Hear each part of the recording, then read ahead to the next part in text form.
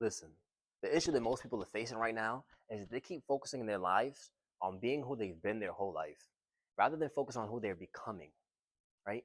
If you always focus on being who you've been rather than focus on being who you're becoming, you'll always stay stuck in the loops, the mental patterns, the programming, the conditioning that you were taught when you were a younger age, when you were taught by people in your society who had limiting beliefs, who didn't see themselves at the full capacity, who didn't go after their goals, who did go after their goals, but then chased after it to the point where they failed and then gave up. And then they imprint upon you this ideology, this belief system that you yourself cannot attain success because they have failed in success.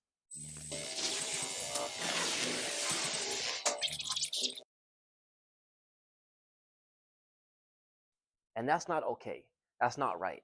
Listen, you have to have an image of yourself that is so grand, so massive that it pulls you closer to it rather than you're having to push, push, push, push yourself away from what you've been doing. There's two mechanisms in life. There's a push and there's a pull, right? Your past self is something you push to get away from.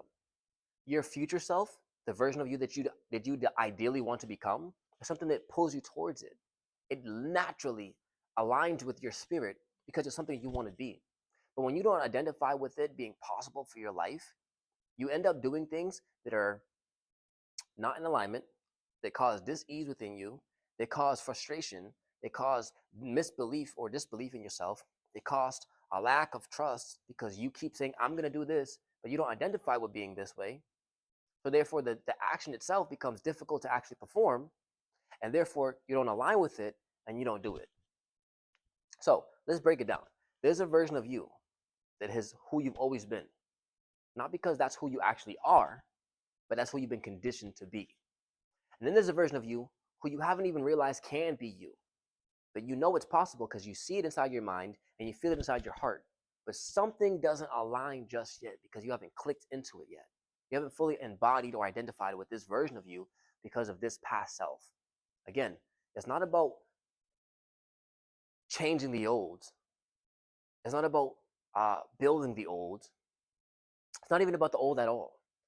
In fact, we're going to completely ignore the old. Yes, you have to heal. Yes, you have to work on things from that, but you're going to ignore it.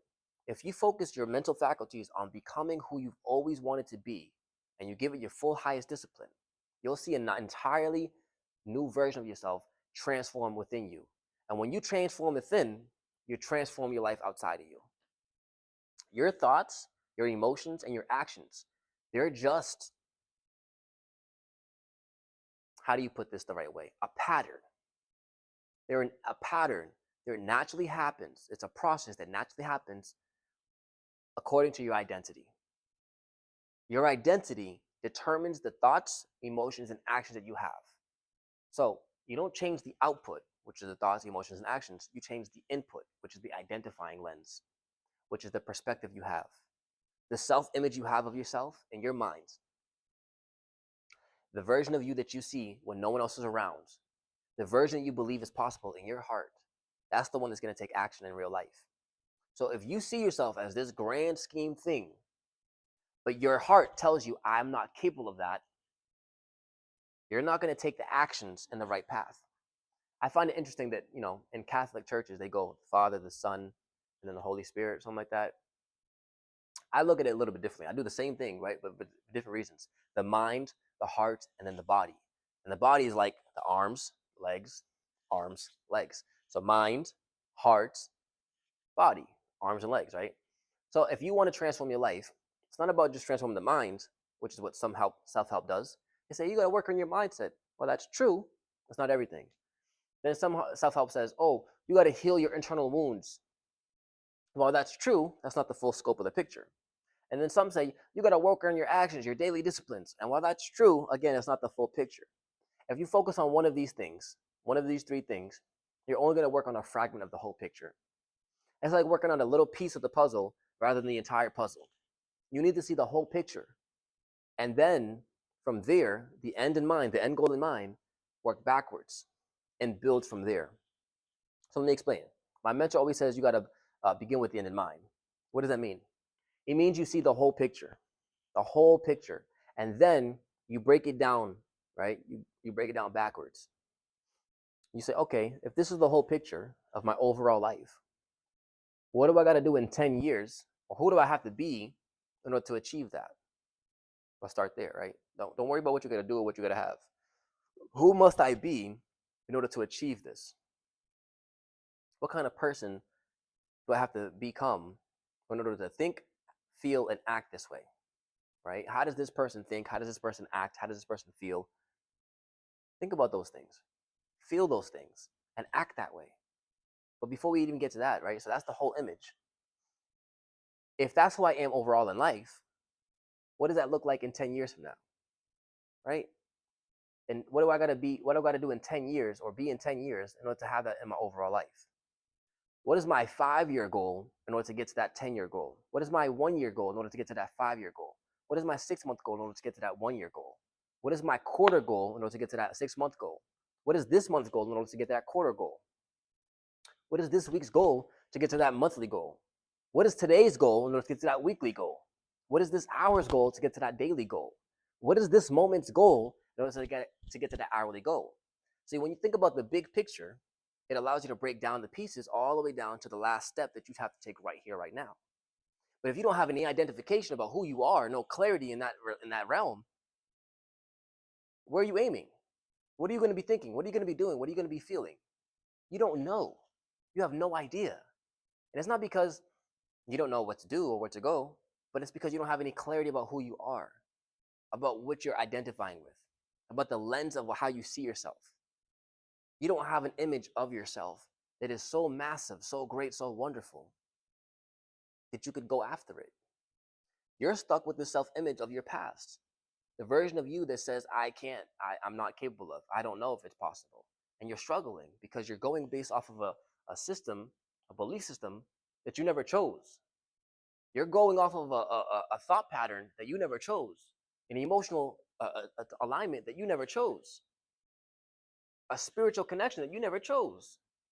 Everything that you know and believe to be true right now is something that someone else taught you, including what I'm telling you right now, which is why you have to question every narrative you've been given. Question it to the fullest degree and unpack it. Why is it the way that it is? Why do I go left when I walk into the store rather than right? Why do I buy this coffee from this store every single time? Why this company? Why not that company? Why not this store? Why not this location? Why this location, this brand, this specific store with this specific person? Why? When you start to understand and uncover the motives behind what you do, you can unpack the programming that you've been given, that you've been fed, that you now installed inside yourself. And if you're not conscious about this, you're going to go your whole life continuing the unconscious patterns. You know what I'm saying? The only way to change your life is to be conscious about it, to be decisional, intentional. And to do that, you have to decide upon who it is that you most likely want to be. And to do that, you have to envision all the possibilities that you could possibly be. And I'm telling you, there's a lot. Okay? So don't focus on being who you've been. Focus on being who you're becoming. Identify who you're becoming. Identify who you want to become. Identify what that person thinks, feels, and acts like. Identify what their motives are. Why do they do what they do? Why do they feel what they feel? Why do they go after the goals that they have? What is it that that person would be dreaming about right now? What would they be taking action on right now? What would they be being grateful for right now? How would they feel right here, right now? If they achieved everything that you wanted to achieve, how would that make them feel? Who would celebrate? Who would hate? Who's around them in their life? Where are they located? What clothes are they wearing? How do they walk? How do they talk? How do they speak?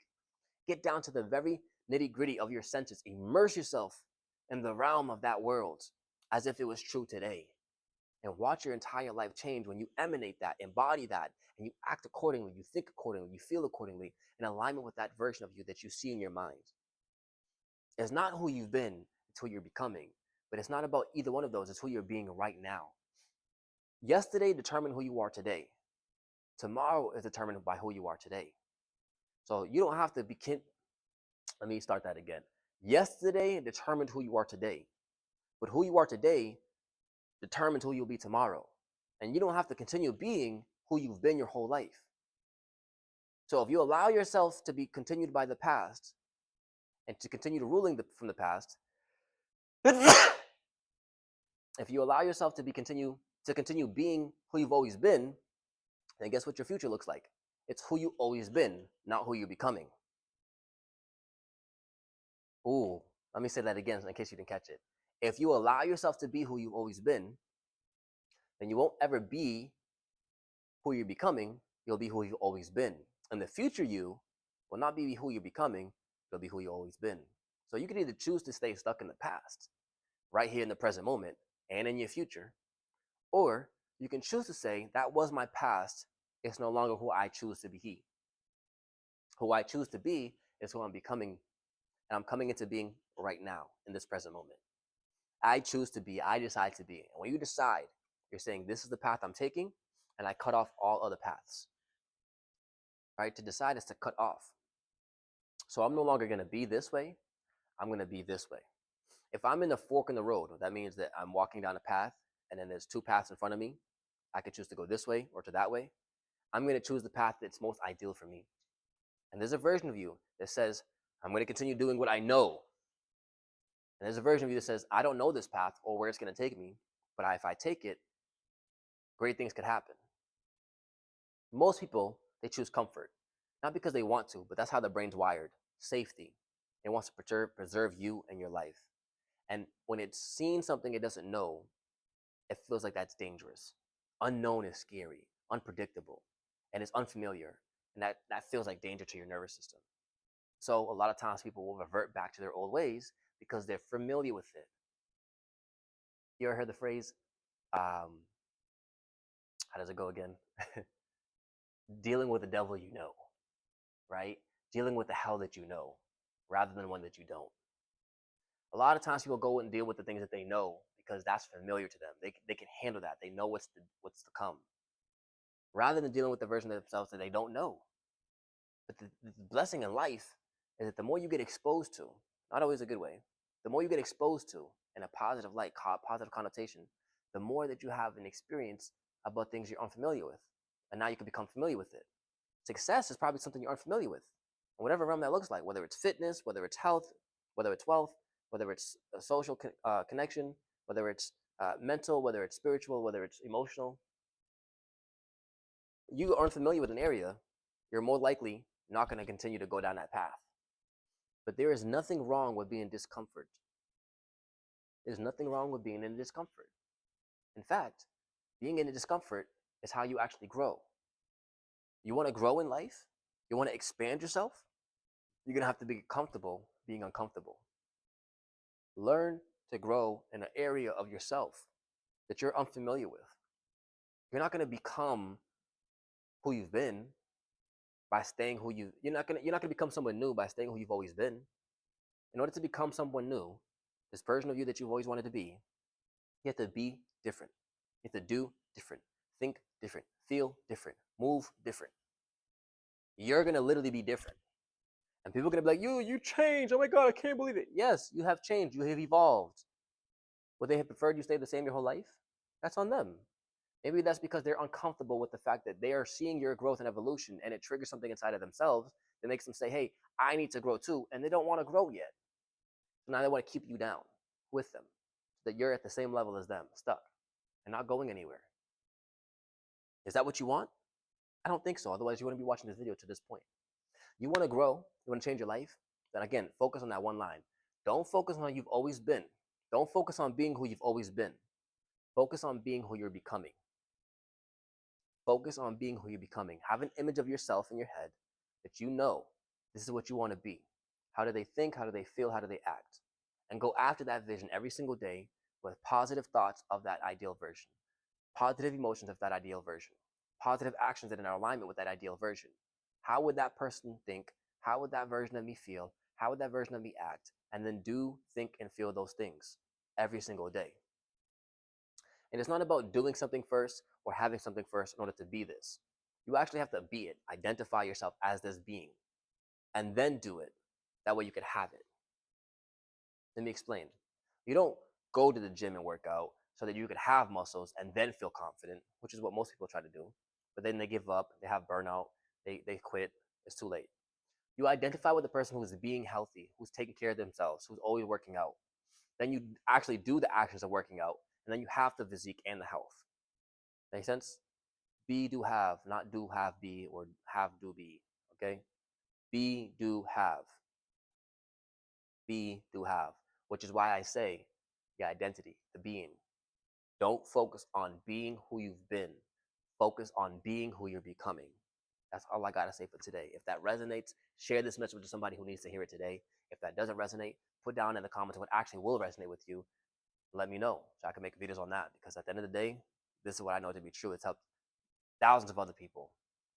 Thousands of other people. Everyone I talk to is like, oh my God, write that down. Give me the pen and notebook. Right? Say that again.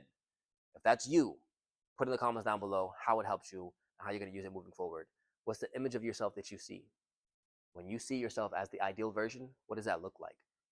Immerse yourself in the senses. There's 5 of them: sight, uh, sight, taste, touch, hearing, and smell.